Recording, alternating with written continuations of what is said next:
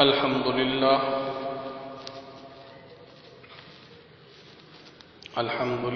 نحمده ونستعينه ونستغفره ونؤمن به ونتوكل عليه ونعوذ بالله من شرور أنفسنا ومن سيئات أعمالنا من يهده الله فلا مضل له ومن يضلله فلا هادي له ونشهد أن لا إله إلا الله وحده لا شريك له ونشهد أن سيدنا ومولانا محمدا عبده ورسوله أما بعد فقد قال الله تبارك وتعالى في كلامه المجيد أعوذ بالله من الشيطان الرجيم وعباد الرحمن الذين يمشون على الأرض هونا وإذا خاطبهم الجاهلون قالوا سلاما والذين يبيتون لربهم سجدا وقياما صدق الله مولانا العظيم. عزیزان کرام، اللہ رب العزت کے احکامات میں سب سے جو اہم حکم ہے، جو اللہ رب العزت کی ہر عبادت سے واضح ہوتا ہے اور جس کے متعلق قرآن پاک میں بھی بار بار حکم فرمایا جاتا ہے، وہ عبادت ہے اللہ کے بندوں کے ساتھ حسن سلوک کرنے کی.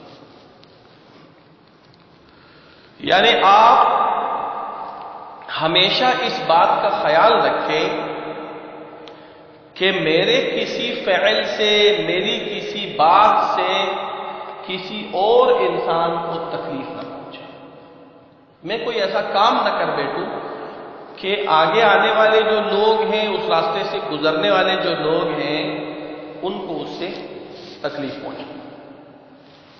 کہتے جو شخص دنیا میں اللہ کی مخلوق کے ساتھ جس طرح کا رویہ اور جس طرح کا تعلق رکھے گا، اللہ رب العزت قیامت کے دن اس کے ساتھ ایسا ہی تعلق اور ایسا ہی رویہ رکھے گا.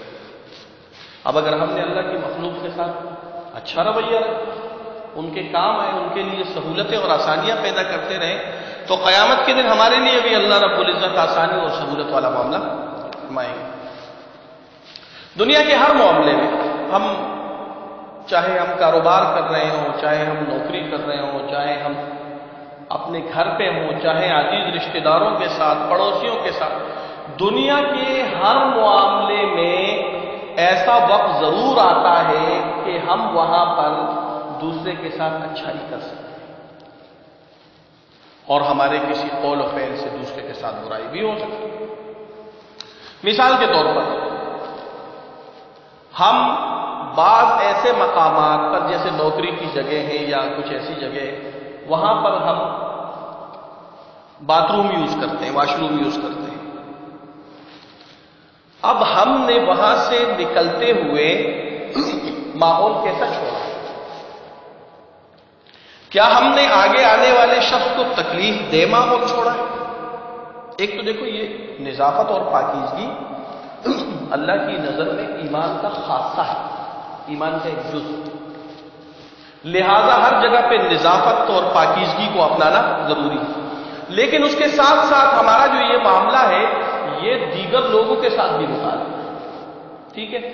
تو اب اگر ہم نے وہاں سے نکلتے ہوئے ایک ایسا ماحول چھوڑا کہ بعد میں آنے والے لوگوں کے لیے وہ تکلیف دہ نہیں ہے، تو ضرور اللہ رب العزت اس پہ ہمیں اجر عطا فرمائے. ایک طرف تو ہمیں پاکیزگی کا ثواب مل گیا اور دوسری طرف مسلمانوں کا خیال رکھنے کا ثواب مل گیا. راستے پہ چلتے ہو، ہم راستے پہ جا رہے ہیں، کوئی چیز ہم نے کھائی، کوئی ایسی ببل وغیرہ یا کوئی بھی، اب ہم نے اگر وہ اس کا ریپر خالی ویسے ہی پھینک دیا تو گویا کہ ہم ماحول کو گندا کرنے میں ہم نے اپنا حصہ ملایا ہے. اب اس کے ذریعے سے جتنے بھی برے اثرات ماحول پر مرتب ہوں گے، چاہے وہ کسی بھی درجے میں ہو، اس میں ہمارا نام بھی لکھا جائے گا۔ اور اس کے برعکس اگر ہم نے کسی اور کی پھینکی ہوئی گندگی کو اٹھا کر کے اور ہم نے اس کو کسی صحیح جگہ پہ ٹھکانے لگایا، تو اللہ کے رسول صلی اللہ علیہ وسلم کے ایک فرمان کے مطابق کوئی بھی ایذا رسا چیز راستے سے ہٹا دینا یہ تمہارے لیے صدقے کا ہے، صدقے کی صورت میں لکھا جائے گا۔ اور صدقہ اللہ رب العزت کو بہت پسند ہے۔ صدقہ صرف یہ نہیں ہے کہ ہم صرف روپیہ خرچ کریں یا اس طرح کی کوئی چیز خرچ کریں تو وہ صدقہ ہے، بلکہ اللہ کے رسول صلی اللہ علیہ وسلم نے ارشاد فرمایا کہ راستے سے ایذا رسا چیز کا ہٹانا بھی صدقہ ہے اور کسی کو اچھی بات بتانا بھی صدقہ ہے۔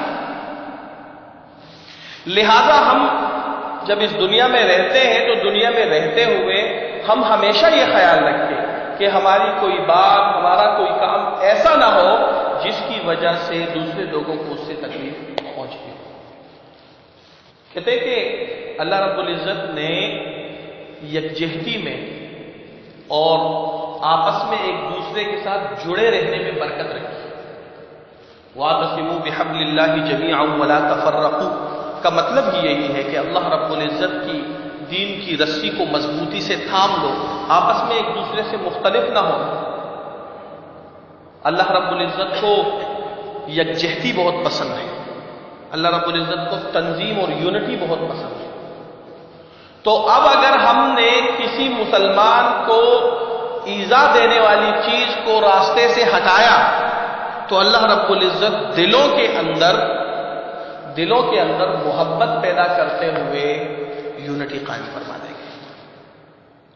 اور قوموں کی ترقی اس وقت ممکن ہے جب وہ اکٹھے ہو کر کے اور کسی عمل کے لیے کوشش کریں تو وہ کام ہو جاتا ہے۔ تو اس لیے ملک کی ترقی میں اپنا ہاتھ بٹانا ہے، لوگوں کو اچھائی دینے میں اپنا حصہ، ہمارے حصے کا جو کام ہے وہ کرتے رہنا ہے۔ ہمیشہ اس بات کی فکر کرنی ہے کہ ہماری زبان یا ہمارے ہاتھ سے کوئی ایسا کام سرزد نہ ہو جس کی وجہ سے دوسرے لوگوں کو ایذا اور تکلیف پہنچتی ہے۔ ہمارے کسی عمل اور کسی فعل سے یہ میسج نہ جاتا ہو کہ اس میسج کے ذریعے سے لوگوں میں آپس میں اختلافات پیدا ہو۔ ہم کوئی ایسا کام نہ کریں جس کی وجہ سے ملک و قوم کی ترقی رکتی ہو، جس کی وجہ سے ملک و قوم کا کوئی نقصان ہوتا ہو۔ اس طرح کی ہر چیز سے بچنا نہایت ہی ضروری ہے۔ آپس میں اتفاق پیدا کرنے، آپس میں ایک دوسرے کے کام آنا ہے۔ اور جیسے میں نے آپ کو بتایا کہ چھوٹی چھوٹی چیزیں ہیں جس کو ہم کبھی دھیان نہیں دیتے، اور میں نے آپ کو اس کی واش روم کی یا باتھ روم کی مثال دے دی کہ ہم نے وہاں اپنا جو کرنا تھا وہ کر کے اگر ہم وہاں سے باہر نکل رہے ہیں تو ہم دوسرے آنے والے لوگوں کے لیے ماحول کیسا چھوڑ رہے ہیں؟ کیا ایسا ماحول ہم چھوڑ رہے ہیں جس کی وجہ سے ان کو تکلیف پہنچے؟ نظافت اور پاکیزگی، اس کو پسند کرنے والے اور اس پہ عمل کرنے والے بنے، اور دوسرے لوگوں کے لیے آسانی اور سہولت پیدا کرنے والے بنے، تاکہ اس کے ذریعے سے یونٹی بھی پیدا ہو جائے، ایک دوسرے کے ساتھ دل بھی جڑ جائے، اور یونٹی کے ساتھ ساتھ ملک و قوم کی ترقی بھی ممکن ہو سکے۔ اللہ رب العزت ہم سب کو عمل کرنے کی توفیق نصیب فرمائے۔